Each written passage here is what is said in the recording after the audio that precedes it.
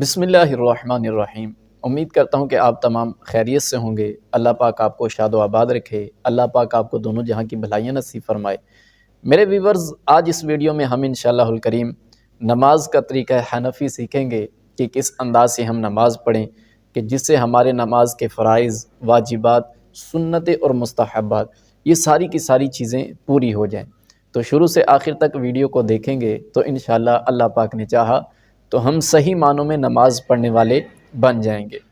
یاد رکھیے گا کہ نماز سے پہلے وضو کا ہونا ضروری ہے اور وضو نماز کی کنجی بھی ہے۔ تو اگر آپ چاہتے ہیں کہ وضو کا مکمل اور آسان طریقہ سیکھیں تو ڈسکرپشن میں میں نے ویڈیو کا لنک شیئر کیا ہے، اس پر کلک کیجئے اور وضو کا مکمل اور آسان طریقہ سیکھیے۔ چلے آئیے چلتے ہیں نماز کے طریقے کی طرف۔ مکمل وضو کرنے کے بعد قبلہ کی طرف منہ کر کے اس طرح کھڑے ہوں کہ دونوں پاؤں کے پنجوں میں 4 انگل کا فاصلہ رہے اور دونوں ہاتھ کانوں تک لے جائیے کہ انگوٹھے کان کی لو سے چھو جائیں اور انگلیاں نہ ملی ہوئی ہوں نہ خوب کھلی، بلکہ اپنی حالت پر نارمل رکھیے اور ہتھیلیاں قبلہ کی طرف ہوں، نظر سجدے کی جگہ پر ہو۔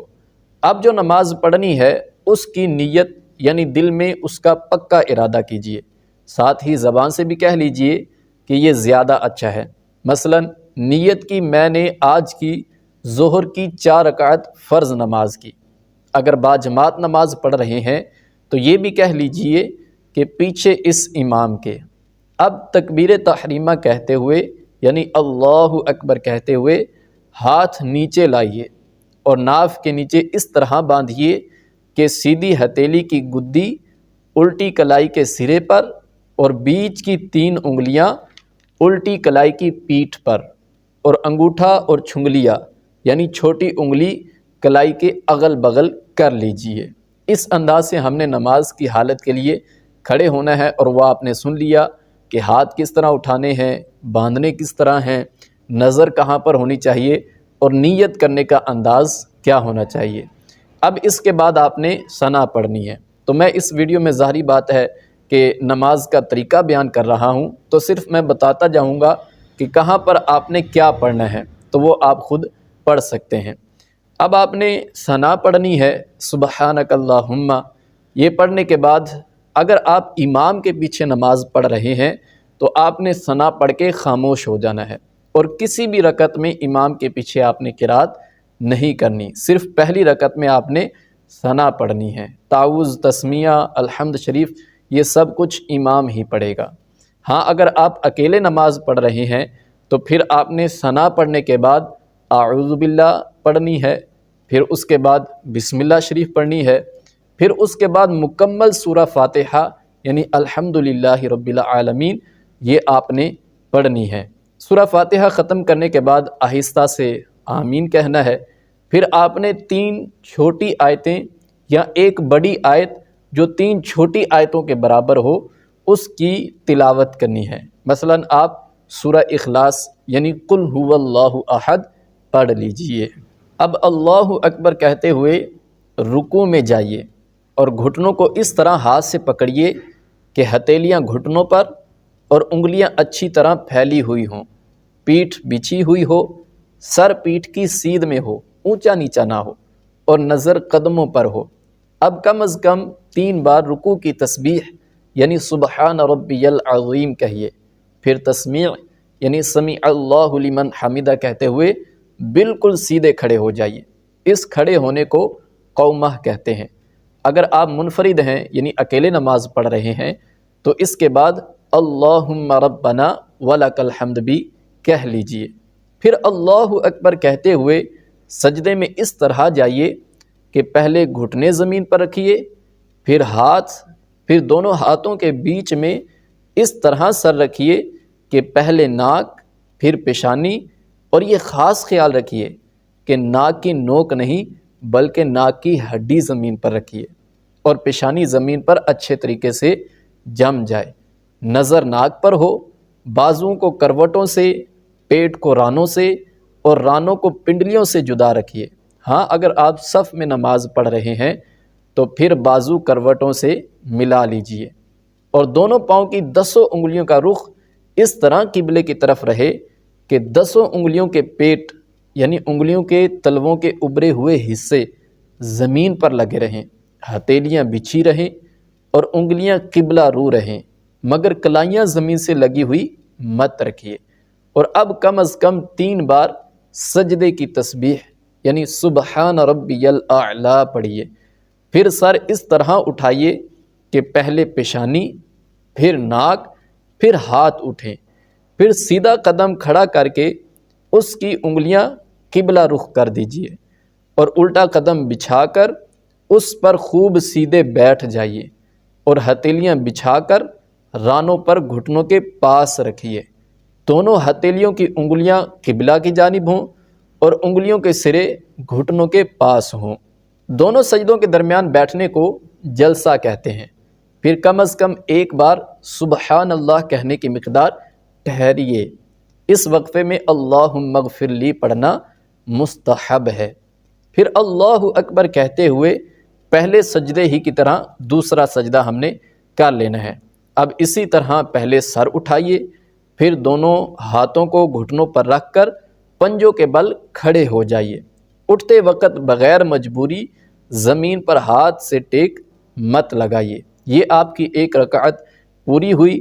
اب دوسری رکعت میں بسم اللہ الرحمن الرحیم پڑھ کر الحمد اور سورت بھی ساتھ میں پڑھ لیجئے، اور پہلے کی طرح آپ نے رکوع کرنا ہے اور سجدے کیجئے، اور دوسرے سجدے سے سر اٹھانے کے بعد سیدھا قدم کھڑا کر کے الٹا قدم بچھا کر بیٹھ جائیے۔ 2 رکعت کے دوسرے سجدے کے بعد بیٹھنا یہ قاعدہ کہلاتا ہے۔ اب اس قاعدہ میں آپ نے کیا کرنا ہے، آپ نے مکمل تشہد پڑھنی ہے، یعنی التحیات للہ، یہ ساری شروع سے لے کر عبدہ و رسولہ تک یہاں تک ہم نے پڑھ لینا ہے۔ تو یہ ہماری 1 رکعت کا سارا طریقہ میں نے بیان کیا ہے کہ کس انداز سے ہم نے کھڑے ہونا ہے، رکوع کس انداز سے کرنا ہے، سجدے میں کس انداز سے جانا ہے۔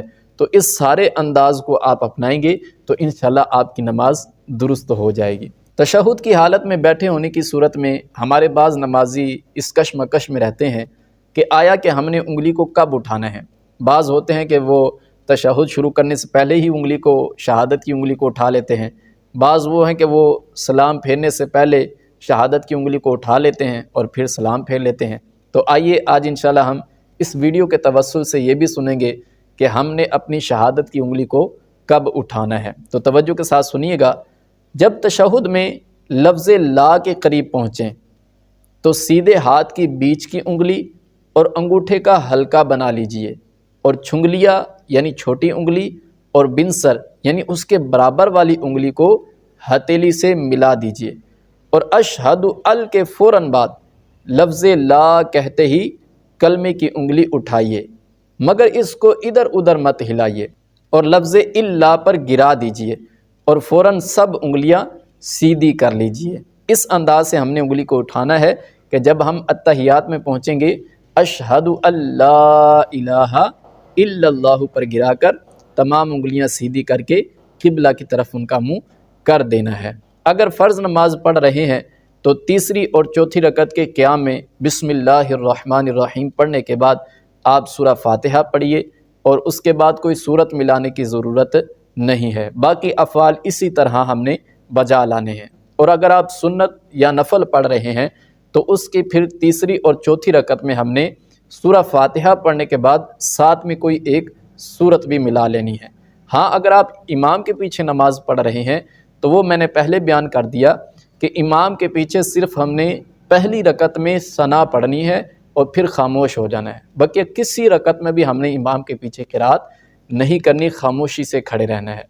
پھر 4 رکعتیں پوری کر کے قاعدہ اخیرہ میں تشہد یعنی التحیات پڑھیے، پھر اس کے بعد درود ابراہیمی یہ مکمل پڑھنا ہے، اللہم صلی علی محمد، یہ مکمل ہم نے پڑھ لینا ہے۔